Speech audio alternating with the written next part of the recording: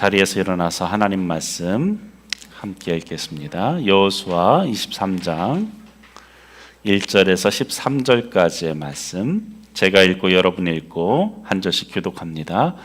여호와께서 주위의 모든 원수들로부터 이스라엘을 쉬게 하신 지 오랜 후에 여호수아가 나이가 많아 늙은지라.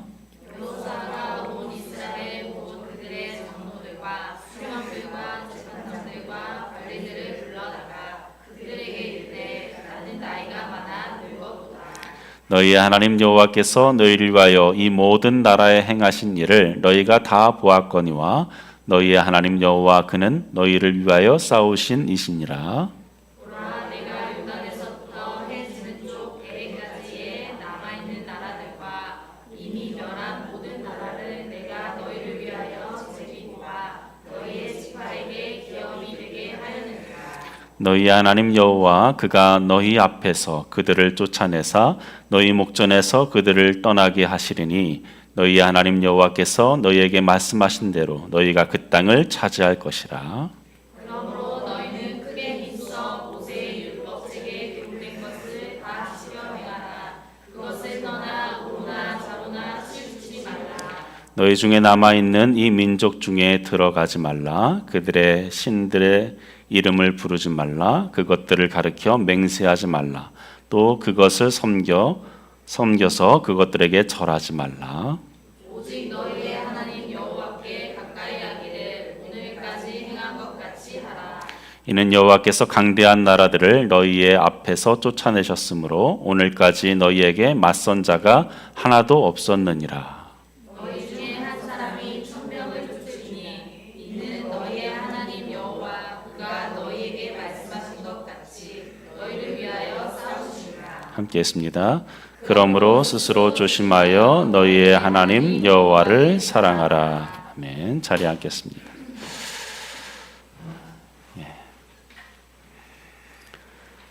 오늘 우리 함께 나눌 말씀의 제목은 인생의 끝에 남겨야 할 말입니다. 따라가요. 인생의 끝에 남겨야 할 말.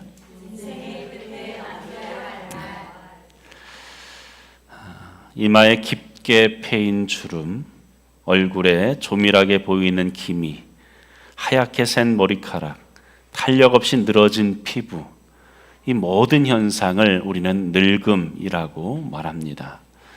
늙는다는 것은 자연스러운 과정이지요. 누구도 거스를 수가 없습니다. 하지만 그 늙음은 자세히 관찰해 보면 저마다 다 다릅니다.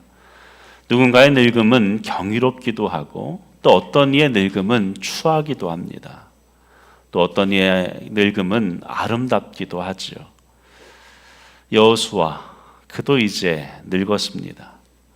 늘 청년과 같을 것 같았던 그 여호수아가 늘 모세의 곁에서 청년처럼 열정과 사명감을 가지고 서 있었던 그였지만 그도 늙었다고 오늘 말씀은 우리에게 소개합니다. 그는 더 이상 칼을 들고 앞장서 싸우는 장수가 아닙니다. 전쟁이 끝나고 나라의 평안이 찾아온 지금 여호수아는 인생의 마지막 장을 준비하고 있습니다. 그는 누구보다도 격렬한 시대를, 다이나믹한 시대를 살았던 인물이죠. 그는 애굽의 노예로 태어났었습니다. 수많은 박해와 멸시, 고통 속에서 어린 시절을 보냈겠지요. 그런 아들을 품에 안은 부모는 간절한 소망을 담아서 그의 이름을 지었습니다. 여호와는 구원이시다. 여호수아, 헬라어로 예수입니다. 그는 모세를 따라 출애굽에 성공했고 아말렉과의 전투에서 큰 공을 세워서 군대의 지휘관으로 임명됩니다.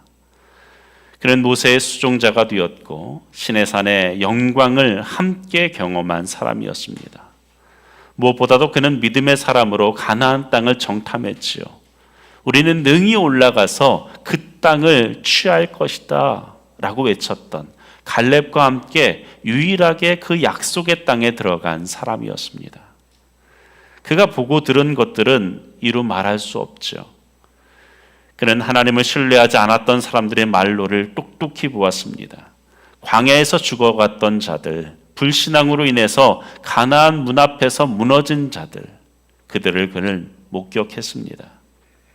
그 누구보다도 하나님의 약속이 어떻게 이루어지는가를, 동시에 하나님의 말씀을 무시할 때 어떤 징계와 심판이 임하는지를 그는 똑똑히 보았습니다. 본문 1절은 이렇게 시작됩니다. 여호와께서 이스라엘에게 주위의 모든 대적에게 무엇을? 안식을 주신 지 오랜 후에. 여호수아가 가나안 정복을 마쳤을 때의 나이가 90세였습니다. 그리고 오늘 이 본문의 시점이 그로부터 20년이 지났어요. 그의 나이 110세가 되었습니다. 지금도 110세면 엄청난 장수한 인물 아니겠습니까? 그동안 이스라엘은 전쟁을 멈추고 땅을 분배받아 정착하였고 나라의 참된 안식이 비로소 찾아왔습니다.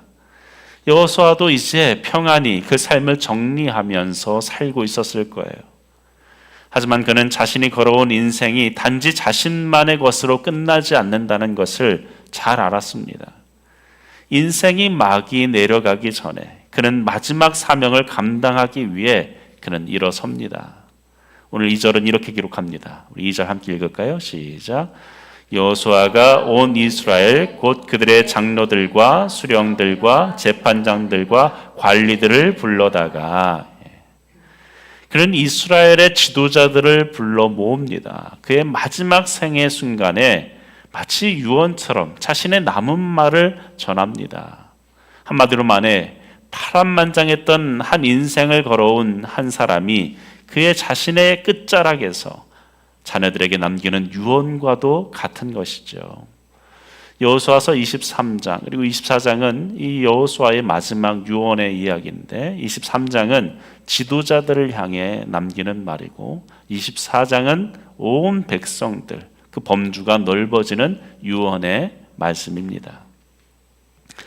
사랑하는 여러분, 만약 오늘 이 세상을 내가 떠난다면 우리의 사랑하는 자녀들에게, 다음 세대에게 어떤 말을 남기겠습니까? 사실 사람은 죽음 앞에서 가장 진실합니다. 생애 전체를 압축한 것 같은 말들을 하지요. 오늘 여호수아의 이 유언은 단지 이스라엘에게만 주어진 유언이 아닙니다.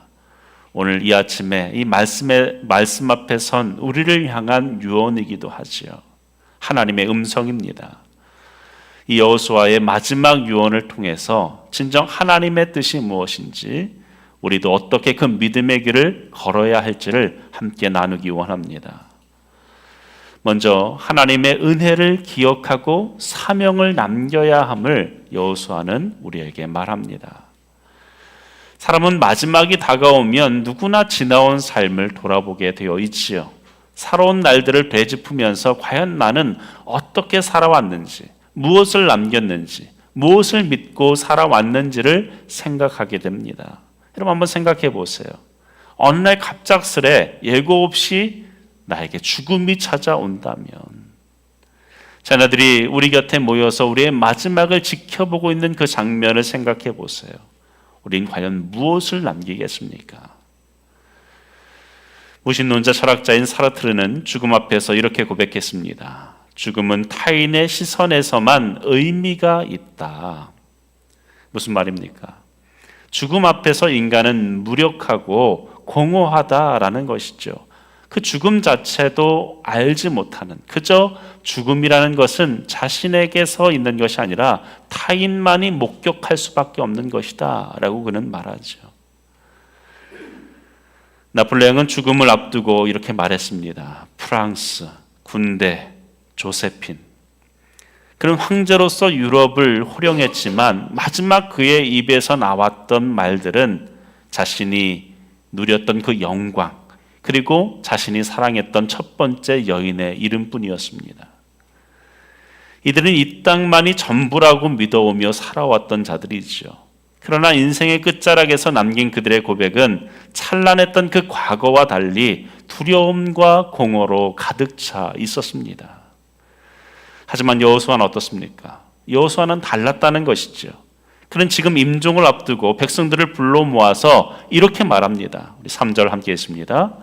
너희의 하나님 여호와께서 너희를 위하여 이 모든 나라에 행하신 일을 너희가 다 보았거니와 너희의 하나님 여호와 그는 너희를 위하여 싸우신 이신이라. 여호수아는 과거를 돌이키면서 명확하게 고백합니다. 내가 여기까지 온 것, 우리가 이 땅에 정착하고 평안을 얻은 것, 이 모든 것은 하나님이 하신 것이다. 모든 것이 하나님의 은혜다. 요단강을 건넌 것도, 여리고 성을 무너뜨린 것도, 가나안 연합군과의 전쟁에서 이긴 것도, 그 모든 승리는 우리의 힘과 우리의 전략과 우리의 능력 때문이 아니라 하나님이 우리와 친히 싸워주셨기 때문이다. 여러분, 그렇습니다. 마지막 순간 여호수아는 그 무엇으로도 자신의 공로를 자랑하지 않습니다. 오직 하나님의 은혜만을 고백하고 있지요. 나이가 들면서 항상 걱정되는 것이 그겁니다. 나이가 들면 자기 공로를 자꾸 내세우려고 해요. 내가 이랬었는데, 예전에 이런 사람이었는데. 지금 남겨져 있는 것이 적을수록 자꾸 과거 얘기를 하게 되어 있어요. 혹시 진 목사가 옛날 얘기 자꾸 하면은 그만하세요, 이렇게 좀 치세요. 여러분, 우리 믿는 자들은 어떠해야 합니까? 여호수아처럼 내 공로를 자랑하지 않아야 합니다. 나이가 들수록, 우리의 인생의 끝자락에 다다를수록 하나님의 은혜였노라고 고백할 수 있는 저와 여러분 되길 바랍니다. 바울도 그랬지요. 고린도전서 15장 10절에 함께 했습니다. 그러나 내가 나 된 것은 하나님의 은혜로 된 것이니 내게 주신 그의 은혜가 헛되지 아니하여 내가 모든 사도보다 더 많이 수고하였으나 내가 한 것이 아니요 오직 나와 함께 하신 하나님의 은혜로라. 나의 나 된 것은 하나님의 은혜다. 내가 특별히 많이 수고했을지라도, 너희가 나를 그렇게 인정할지라도 그 모든 것은 내가 한 것이 아니다. 하나님의 은혜였다.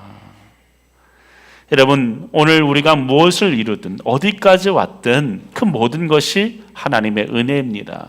하나님이 우리를 쓰셨기 때문에 이 자리까지 올 수 있었던 것이지요. 지금까지 살아온 우리의 인생도 결국 하나님의 손에 붙들려 있기에 가능한 것이지요. 그래서 여호수아는 자신의 죽음을 앞두고 두려워하는 백성들을 향해서 분명하게 말합니다. 5절에 너희의 하나님 여호와 그가 너희 앞에서 그들을 쫓아내사 너희 목전에서 그들을 떠나게 하시리니 너희의 하나님 여호와께서 너희에게 말씀하신 대로 너희가 그 땅을 차지할 것이다. 여호수아는 이제 떠나지만 하나님은 너희 곁에 있을 거라는 거예요. 나는 비록 죽어서 떠나가겠지만 나와 함께 하신 하나님이 너희와 함께 하시고 너희로 하여금 승리케 하실 것이다. 하나님이 과거에도 나와 함께 주셔서 우리로 더불어 싸우셨고 앞으로도 너희와 함께 싸워주실 것이다. 그 확신을 남겨주고 있는 거예요. 역사의 주인이 하나님이심을 아는 사람은 이처럼 죽음 앞에서도 담대할 수 있습니다. 마르틴 루터는 마지막 순간 성경 위에 손을 얹고 이렇게 고백했습니다. 우리는 이것으로 충분하다. 이것이 진리다.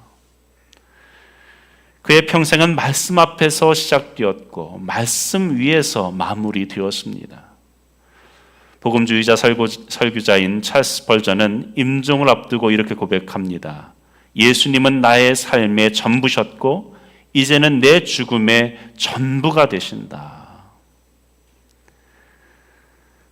선교사 데이빗 리빙스턴은 아프리카에서 수많은 고난을 겪었으면서도 죽기 전에 마지막에 이렇게 기도했습니다. 나의 심장을 이곳에 묻어주십시오. 주님, 아프리카를 받아주십시오. 결국 그의 유언이 아프리카의 수많은 선교사들을 이끄는 콜링이 되었습니다. 여러분, 믿음의 사람은 죽음 앞에서도 미래를 내다볼 수 있어야 됩니다. 왜냐하면 미래는 우리의 손에 있는 것이 아니라 하나님의 손에 있기 때문이죠. 비록 내가 멈춘다 할지라도, 내가 세상을 떠난다 할지라도 나의 후대에, 나의 자녀들과 하나님이 함께 하신다는 그 사실을 우리는 명백하게 전할 수 있어야 됩니다. 우리가 멈춘다 할지라도 하나님은 멈추지 않으실 것이다 라는 것을 담대히 증거해야 합니다. 여호수아는 자신이 떠난 후에 백성들이 두려워할 것을 알고 있었어요. 왜입니까? 사실 그가 그랬거든요.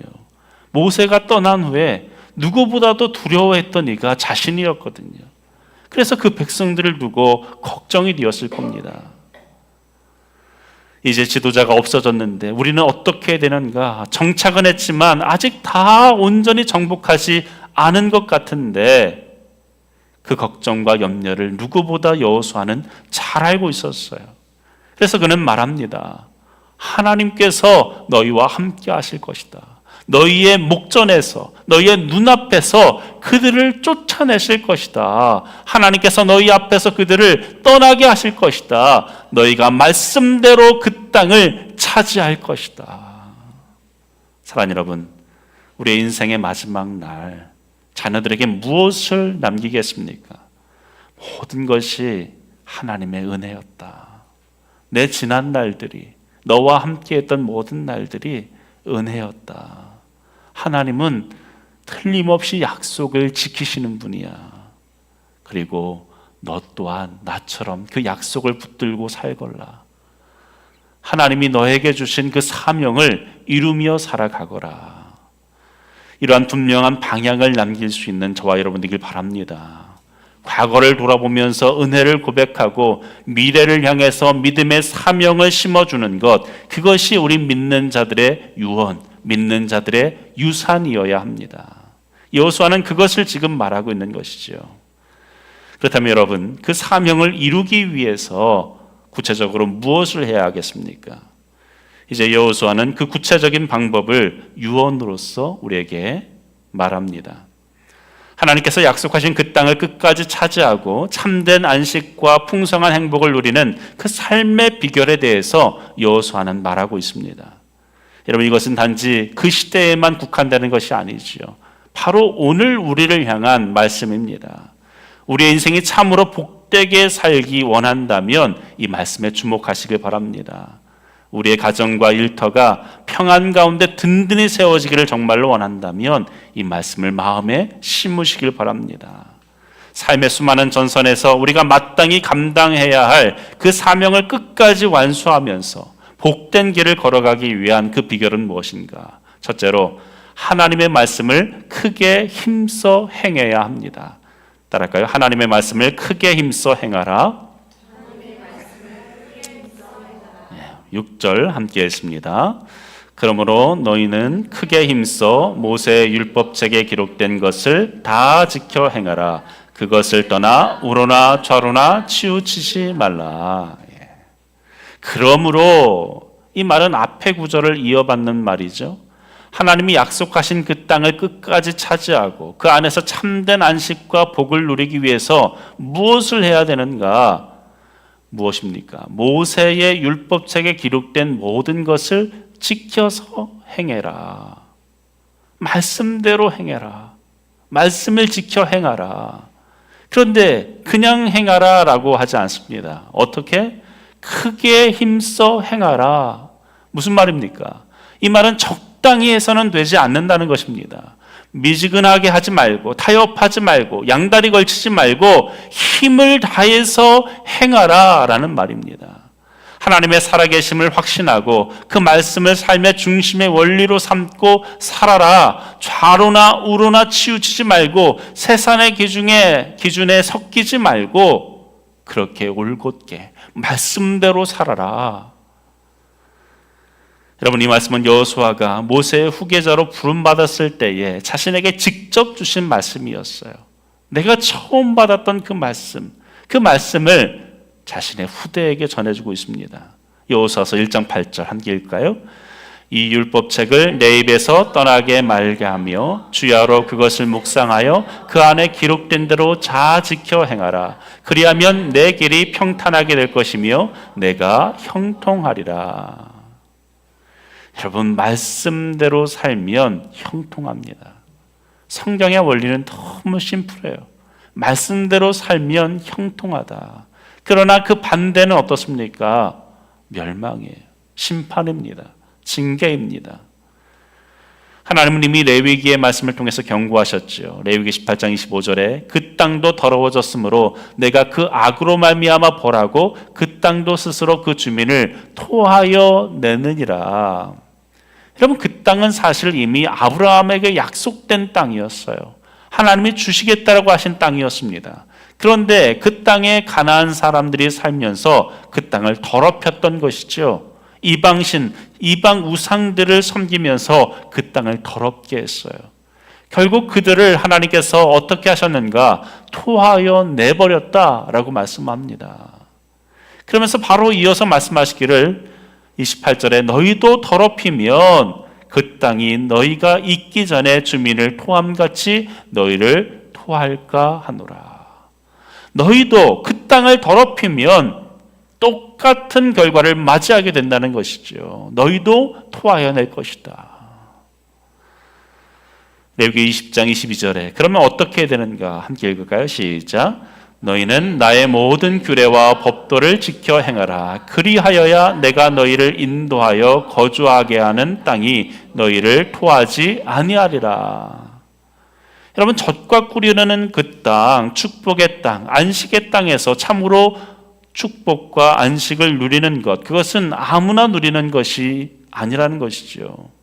말씀대로 사는 자에게만 주어지는 형통입니다. 축복의 땅에서 쫓겨나는 일은 얼마든지 있음을 우리는 성경의 역사를 통해서 보지 않았습니까? 아담과 하와가 에덴 동산에서 복을 누리며 살았어요. 그러나 하나님의 말씀을 지키지 않자 그들은 토해냄을 당하게 되었습니다. 에덴에서 추방되었지요. 노아 때에 죄악이 관영하니까 쾌락과 풍요를 누리며 살던 사람들이 그 땅에서 토하여냄을 당했습니다. 물로 그들은 심판을 당했어요. 소돔과 고모라가 죄악으로 가득 차니까 하나님께서 그 땅에서 그들을 토해내 버리셨습니다. 불로 다 사르셨지요. 이스라엘 백성이 죄악이 관영하니까 결국 그 땅에서 토함을 받아 아수르와 바벨론의 포로로 그들은 잡혀가게 됩니다. 사랑하는 여러분, 우리에게 주신 가정, 우리의 교회, 우리에게 주신 직장과 우리의 사명의 자리, 이 모든 곳에서 복을 누리는 길은 오직 하나입니다. 하나님의 말씀을 크게 힘써 지켜야 합니다. 말씀을 기준으로 삼아 사는 자들만이 복을 누릴 수 있다. 이 심플한 공식을 우리의 마음 깊이 새기시길 바랍니다. 그 누구보다도 이 공식을 마음 깊이 새긴 사람이 누구였습니까? 바로 요셉이지요. 비록 이방 땅의 종살이와 억울한 감옥살이를 했지만 그는 끝까지 하나님의 말씀 가운데 흔들리지 않았습니다. 그 결과 그는 자신의 민족을 하나님 앞에로 이끄는 애굽의 총리, 국무총리가 되어서 하나님의 역사하심의 도구로 쓰임받게 되어지죠. 여러분, 말씀을 지키면 무너질 것 같아도 승리하게 됩니다. 하지만 말씀을 놓치면 잘 나가던 인생도 무너질 수밖에 없어요. 그러므로 여러분, 젖과 꿀이 흐르는 땅에서 참된 복을 누리며 살길 원하십니까? 내 가정에서, 나의 일터에서, 인생의 모든 자리자리마다 하나님의 그 안식과 번영을 누리며 살길 원하십니까? 그렇다면 하나님의 말씀을 적당히 대하지 마십시오. 그 말씀을 크게 힘써 지키는 저와 여러분 되기를 주의 이름으로 간절히 축원합니다. 이것이 여호수아의 경험이었어요. 자신에게 처음 주어졌던 그 말씀보다 그는 덧붙여서 강조해서 말하고 있습니다. 크게 힘써 지켜라. 그렇게 할 때에 하나님이 우리를 결코 토해내지 않으시고 끝까지 지키시고 복을 주실 줄로 믿습니다. 둘째로, 우상을 섬기지 말아야 합니다. 따라할까요? 우상을 섬기지 말라. 하나님의 말씀대로 살아가고자 할 때 반드시 그 길을 방해하는 세력이 있지요. 7절 함께 했습니다. 너희 중에 남아있는 이 민족 중에 들어가지 말라. 그들의 신들의 이름을 부르지 말라. 그것들을 가르쳐 맹세하지 말라. 또 그것을 섬겨서 그것들에게 절하지 말라. 여호수아는 지금 너희 중에 남아있는 민족들, 그들을 경계하라 라고 말합니다. 겉으로 보기에는 너희와 지금 함께 살고 있는 평범한 이웃처럼 보이겠지만 그들의 가치관과 그들의 세계관은 너희를 현혹할 것이다 라고 말하고 있는 것이지요. 그들은 우상을 섬기면서 삶의 최우선 자리에 하나님이 아닌 다른 것을 두고 살아가는 이들이었습니다. 지금으로 말하면 돈일 수도 있고 쾌락일 수도 있고 권력일 수도 있죠. 세상의 명예일 수도 있습니다. 아니, 하나님보다 더 우선시 되어지는 그 모든 것, 하나님을 하나님으로 섬기지 못한다면 그 모든 것이 우상이죠. 여러분, 사람들이 그렇다면 왜 우상을 섬깁니까? 우상을 섬기는 이유는 단순합니다. 그것이 나를 행복하게 해줄 것이라고 생각하기 때문이죠. 그렇다면 가나안 땅을 완전히 정복하고 참으로 젖과 꿀이 흐르는 그 행복을 누리는 그 두 번째 비결은 무엇입니까? 5가지로 구체화시키면서 말하고 있습니다. 가지 말아라, 부르지 말아라, 맹세하지 말아라, 섬기지 말아라, 절하지 말라. 이 5가지는 점점 깊어지는 것을 말하는 거예요. 처음엔 단지 한번 가봅니다. 슬쩍 한번 들여다보는 거예요. 그 다음에는 그 이름이 자꾸 떠올라요. 입에서 맴돕니다. 부르게 되는 거죠. 그리고 맹세하게 됩니다. 결국에 섬기게 되어지고 그 앞에 엎드려 절하게 된다라는 것이죠. 그래서 어떻게 해야 됩니까? 처음부터 발도 디디면 안 된다는 것이죠. 그것을 막아야 한다는 거예요. 여러분, 이것은 믿지 않는 사람과, 오늘날 우리가 믿지 않는 사람들과 절대로 상종하지 말아야 된다, 타종교 사람들과 만나지 말아야 된다, 이것을 말하는 것이 아니에요. 우리는 얼마든지 불신자들을 만나고 그들과 교제해야 합니다. 정말로 하나님 믿는 사람들이 어떠한 삶을 가지고 있는지를 그들 가운데 보여주며 선한 영향력을 끼쳐야 돼요. 하지만 인격적인 교제를 가지되 그들을 따라서 그들이 섬기는 그 우상에 따라가서는 안 된다는 것이죠. 그들의 가치관에 물들어서는 안 된다는 거예요. 그들이 이끄는 그 대화 속에 휩쓸려서는 안 된다는 것입니다. 결국 그들이 그렇게 부르는 그 우상에 대한 것들을 나 또한 부르게 되어지면 결국 어떻게 됩니까? 가고 부르고 맹세하고 섬기고 절하는 단계까지 나아갈 수밖에 없다는 것이죠. 사랑하는 여러분, 우리가 우상을 멀리하는 것은 다른 것이 아닙니다. 아주 심플합니다. 처음부터 멀리하는 거예요. 조금만 빈틈을 두면 사단은 우리의 모든 것을 삼켜버릴 계획을 세웁니다. 큰 둑도 자그마한 구멍이 생기면 무너지는 것이죠. 쌓는 것은 어렵고 힘들지만 무너지는 것은 한순간입니다. 유혹은 항상 우리에게 세련된 방식으로 찾아옵니다. 멋있는 것처럼 포장되어서 우리에게 찾아오는 거예요. 그래서 우리에게 이렇게 속삭이죠. 야, 누구나 다 하는 건데 지금 젊은 때니까 괜찮아. 아주 사소한 거야. 이번 한 번만 하면 돼. 그동안 고생했으니까 작은 보상이라고 생각해. 여러분, 이런 유혹 앞에 한 번만 마음을 열면 순간 우리는 무너질 수밖에 없는 거예요. 높이 나는 새도 먹이를 따라 땅으로 내려오다가 포수의 덫에 걸릴 수밖에 없습니다. 깊은 바닷속을 유영하던 물고기도 향긋한 미끼를 따라 올라오다가 낚싯대에 걸리는 것이지요. 우리도 마찬가지입니다. 눈앞에 있는 그 돈, 사람들의 인정, 권력, 쾌락, 이 모든 것이 우리에게 미끼가 되어서 우리를 현혹하고 우리를 함정으로 이끕니다. 그래서 우리는 어떻게 됩니까? 멀리해야 합니다. 그 시작을 허용하지 말아야 됩니다. 여러분, 진정 하나님의 복을 누리길 원합니까? 그렇다면 하나님 외에 신처럼 여기는 것이 없기를 바랍니다. 하나님보다 더 중요하게 여기는 것이 그 무엇도 허용됨을 거절하시길 바랍니다. 말씀 앞에 바로 서고 싶으면 우상 앞에서 철저히 돌아서는 저와 여러분 되기를 간절히 축원합니다. 마지막으로 하나님을 가까이 하고 사랑해야 합니다. 따라갈까요? 하나님을 가까이 하고 사랑하라.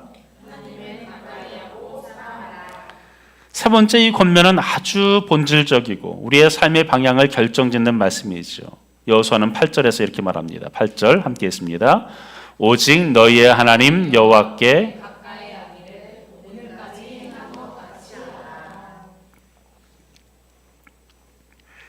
오직 너희의 하나님 여호와께 가까이 하라. 여기서 오직이라는 이 표현에 방점을 두어야 합니다. 다른 무엇보다도 이것만큼은 해야 된다. 오직 반드시 해야 한다. 가까이 하라라는 말은 히브리어로 붙다, 달라붙다, 끊어지지 않는다 이런 뜻이에요. 생사를 걸고 오직 그 하나님께 붙어 있으라는 것입니다. 하나님과 동행하는 삶은 어떤 삶입니까? 하나님 앞에 탁 붙어 있는 상태. 내 안에 주님이 내 안에 있는 그 상태, 주님과 늘 함께 동행하는 그 상태, 그것을 말하는 것이죠. 바울은 갈라디아서 2장 20절에서 이렇게 고백합니다. 내가 그리스도와 함께 십자가에 못 박혔나니 그런즉 이제는 내가 산 것이 아니요 오직 내 안에 그리스도께서 사신 것이라. 이제 내가 육체 가운데 사는 것은 나를 사랑하사 나를 위하여 자기 몸을 버리신 하나님의 아들을 믿는 믿음 안에서 사는 것이라. 내가 그 주님 안에서 사는 것이다. 주님이 내 안에 거하시기 때문에 내가 그 주님과 더불어 사는 것이다 라는 그는 고백합니다. 여호수아는 무턱대고 하나님을 가까이 해라 라고 말하지 않습니다. 왜 그렇게 해야 되는지 이유를 말하죠. 9절 함께 읽을까요? 시작. 이는 여호와께서 강대한 나라들을 너희 앞에서 쫓아내셨으므로 오늘까지 너희에게 맞선 자가 하나도 없었느니라. 이는 이렇게 말을 시작해요. 영어 성경에서는 for라는 단어로 시작하죠. 왜냐하면 이유가 있다는 거예요.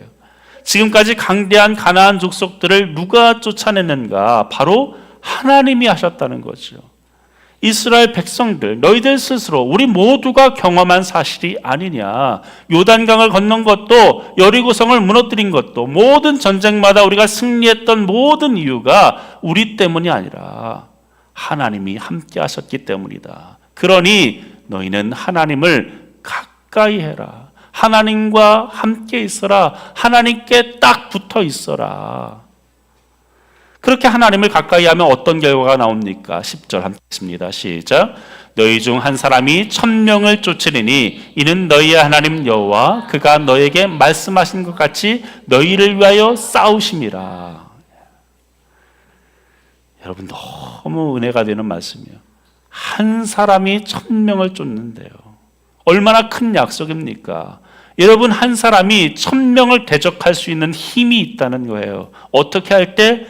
하나님과 함께 할 때, 하나님을 가까이 할 때에, 하나님께 붙어 있을 때에 우리는 그 1000명을 맞서서도 이길 수 있다라고 말씀합니다. 우리의 힘으로가 아닙니다. 하나님이 나와 더불어 싸우시기에, 아니 우리가 가만히 있으면 하나님께서 우리를 위해 대신 싸워주시기에 우리로 승리할 수 있다라고 말씀합니다. 그러므로 우리가 할 일이 무엇입니까? 11절 오늘 말씀의 중심 구절과 같습니다. 11절 함께 했습니다. 시작. 그러므로 스스로 조심하여 너희 하나님 여호와를 사랑하라. 여러분 하나님을 사랑하는 거예요. 하나님께 붙어 있는 것이 괴롭지 않으려면 사랑해야 됩니다. 여러분 사랑하지 않는 사람하고 친하지 않는 사람하고 옆에 있으면 어떨까요? 괴로워요. 괴롭습니다. 그 하나님을 사랑해야 그냥 저절로 가까이 있게 되어지는 거예요. 의지적으로 내가 하나님 곁에 있을 거야 라고 하는 것이 아니라 그 하나님을 사랑하십시오. 그 하나님을 사랑하면 우리는 그 하나님 곁을 떠나지 않게 되어 있어요. 떠나라 해도 떠날 수가 없는 것이죠. 그런데 어떻게 사랑하라고 얘기합니까? 그 앞에 단서가 있어요. 그러므로 스스로 조심하여. 그냥 하나님을 사랑하라 라고 하지 않고 스스로 조심해라. 무슨 말입니까? 감정에 휩싸이지 말라는 거예요. 휩쓸리지 말라는 것입니다. 하나님을 사랑하는 것은 단순한 감정이 아니라는 거예요. 스스로 조심해서, 스스로 점검하면서 마음을 살피고 결단하여서 그 하나님을 사랑하라는 거예요. 내 의지로, 나의 생각으로, 나의 마음으로, 내 모든 전 인격으로 그분을 사랑하는 겁니다. 그저 감정으로, 가슴 떨림으로, 콩닥거림으로 그 사랑하라는 것이 아니에요. 나의 모든 판단과 생각과 모든 기준을 두고 그분 앞에 스스로 점검하며 나아가라는 것입니다. 그것이 하나님을 사랑하는 거예요. 많은 경우 하나님 사랑하는 것을 착각합니다. 뭔가 울컥울컥하고 가슴 떨리고 감정적으로 격동이 일어나고 이런 것이 사랑이라고 생각해요. 아니에요. 하나님 사랑하는 것은 정말로 감정에 휩쓸리지 않고 마음을 살피며 결단하는 것입니다. 흔들리지 않는 것입니다. 진짜 성숙한 부부, 사랑하는 부부의 모습은 어떤 모습입니까? 지난 시간에도 얘기했지만 막 서로 설레이고 맨날 막 보고 싶다고 얘기하고 그런 것이 진짜 사랑이 아니에요. 그냥 곁에 있어도 안정되는 것, 그냥 같이 있어도 편안한 것, 그것이 참된 부부의 모습, 참된 사랑의 모습 아니겠습니까? 고린도전서 16장 22절에 보면 만일 누구든지 주를 사랑하지 아니하거든 저주를 받을지어다 라고 말씀합니다. 여러분, 너무 무서운 말씀이에요. 주를 사랑하지 않으면 저주를 받게 된대요. 여러분, 그 반대는 무엇이겠습니까? 주를 사랑하는 자에게는 축복이 있을지어다. 여러분, 주를 사랑함으로 하나님의 축복을 누리는 저와 여러분 되길 바랍니다. 다윗은 이렇게 고백합니다. 시편 18편 1절에 함께 읽습니다. 나의 힘이 되신 여호와여 내가 주를 사랑하나이다. 나의 힘이 되신 여호와여 내가 주를 사랑합니다. 우리가 자주 부르는 찬양처럼 나의 힘이 되신 여호와여 내가 주님을 사랑합니다. 주는 나의 반석이시며 나의 요새시라. 주는 나를 건지시는 나의 주 나의 하나님, 나의 피할 바위시요 나의 방패시라. 예수님은 배반하고 떠난 베드로에게 다시금 물으셨습니다. 요한의 아들 시몬아, 내가 이 사람들보다 나를 더 사랑하느냐? 주님의 관심은 우리의 사랑에 있어요. 우리가 얼마나 큰 업적을 남겼는지, 얼마나 위대한 일들을 하고 있는지 그것이 아니라 우리에게 관심을 두고 있는 것은 우리의 사랑이에요. 네가 나를 사랑하느냐? 베드로는 그 주님의 물음에 주님, 내가 주님을 사랑하는 줄 주께서 아시나이다 라고 고백했죠. 그리고 그 고백 위에 주님은 새로운 사명을 주시고 그 베드로를 세워주셨습니다. 오늘 우리도 동일하게 주님 앞에 고백할 수 있길 바랍니다. 주님, 내가 주님을 사랑합니다. 나의 힘이 되신 여호와여, 내가 주님을 사랑합니다. 루비 캔드릭이라는 이름을 혹 들어본 적 있으십니까? 그녀는 1883년 미국 텍사스에서 태어났습니다. 그녀는 어릴 적에 어머니를 여의고 아버지 밑에서 자랐습니다. 고된 어린 시절에도 성경을 손에 놓지 않고 조용히 마음속에 품은 꿈이 하나 있었습니다. 내 인생을 복음을 위해서 사용하고 싶다. 그래서 루비는 고등학교 졸업 후에 19세의 나이에 해외 선교사로 지원하게 되어집니다. 언어와 문화, 지도력을 배우면서 그녀의 마음은 점점 한 곳을 향해 이끌렸습니다. 아무도 가보지 못한 땅, 조선이라는 나라였습니다. 복음에 굶주린 사람들, 그들을 향한 주님의 사랑이 그녀의 가슴에 불을 지폈습니다. 마침내 1907년 8월에 조선행 배에 올라탑니다. 그녀는 고별연설에서 이렇게 말합니다.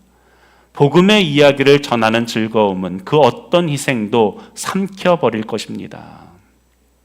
그리고 한 달여의 항해 끝에 그녀는 그토록 기도하며 준비했던 이 조선 땅에 첫 발을 내딛게 됩니다. 그때 그녀의 나이가 24살이었어요.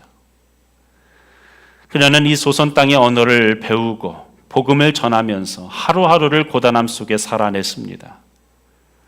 아이들은 맨발로 먼 길을 걸어서 예배로 나왔고, 방금 예수를 영접한 이들은 그 숱한 핍박을 받으면서도 찬양을 멈추지 않는 그 복음의 현장을 목격하면서 그녀는 힘을 얻어 사역했어요. 루비는 편지에 이렇게 썼습니다. 이 땅은 너무도 아름답습니다. 저는 이 땅에서 하나님을 봅니다. 아직도 굶주리고 아프고 연약한 이들이 많지만 이들에게 복음이 심기고 있습니다. 이 땅이 언젠가는 그리스도의 사랑으로 가득하게 될 것을 믿습니다. 그러나 안타깝게도 선교 1년이 채 되지 않아 그녀는 급성 맹장염으로 쓰러지게 됩니다. 그리고 회복하지 못한 채 1908년 6월에 주님의 부르심을 받고 떠나게 됩니다. 짧은 인생이었죠. 25살이었어요. 그녀가 조선 땅을 향해 쓴 마지막 편지, 그 한 줄은 지금도 사람들의 가슴을 울립니다. 만약 한국을 위해 죽는 것이 하나님의 뜻이라면 저는 기꺼이 하나님 나라에 갈 준비가 되어 있습니다. 만약 제가 죽거든 텍사스 기독 청년들에게 10명씩, 20명씩, 그리고 50명씩 이 조선 땅에 오라고 해주십시오. 진실한 호소에 많은 고향의 청년들이 강렬한 도전을 받게 되어집니다. 그리고 그녀가 있었던 그 지역에 200명이 넘는 사람이 회심하게 되어지고 37명의 목회자가 자원하게 되어집니다.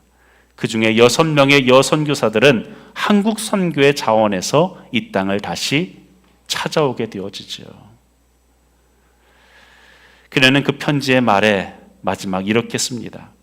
내게 줄 수 있는 1000번의 생명이 있다면 나는 그 1000번의 삶을 조선을 위해 바치겠다. 그녀는 자신의 시신을 본국에 보내지 말고 이 땅에 묻어달라고 부탁했습니다. 그리고 지금도 이 낯선 땅에 그 무덤이 있지요. 그리고 그 묘지에 그 마지막 말의 문구가 새겨져 있습니다. 내게 줄 수 있는 1000번의 생명이 있다면 나는 그 1000번의 삶을 조선을 위해 바치겠다. 여러분, 복음의 불모지와 같은 이 땅을 사랑한 한 젊은 선교사의 고백은 오늘 우리에게 묻습니다. 우린 무엇을 위해 살고 있습니까? 우린 과연 인생의 끝자락을 향해서 달려가고 있는데 우리의 자녀들에게 무엇을 남겨주겠습니까? 사랑하는 여러분, 하나님을 가까이 하시길 바랍니다. 하나님을 사랑하시길 바랍니다. 지금까지 나를 인도하신 분이 하나님이셨고 앞으로 우리의 가정, 우리의 자녀 끝까지 지키시리가 하나님이심을 고백하시길 바랍니다. 우리가 남겨야 될 유언은 다른 것이 아닙니다. 우리가 남겨주어야 할 유산은 다른 것이 아니에요. 하나님을 사랑하라, 하나님을 가까이 하라, 우상을 섬기지 말라, 하나님의 말씀을 힘써 지키라, 이 말이 여러분의 삶으로 증명되어지고 마지막 인생의 끝자락에 자랑스럽게 고백되어질 수 있기를 주의 이름으로 간절히 축원합니다.